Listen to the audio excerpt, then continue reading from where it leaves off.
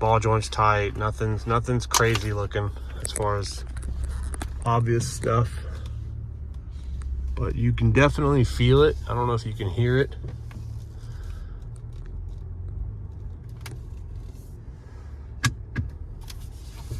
Right here.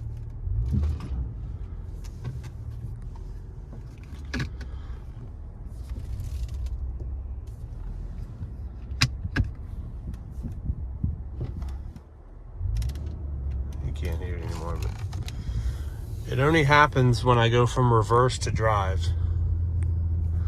So let me know what you guys think. If you have an idea what it might be, please let me know. I just bought this thing not too long ago, and I'd prefer not to have to trade it in just because I can't figure out what the hell's wrong with it. Any help would be greatly appreciated. Thank you, guys.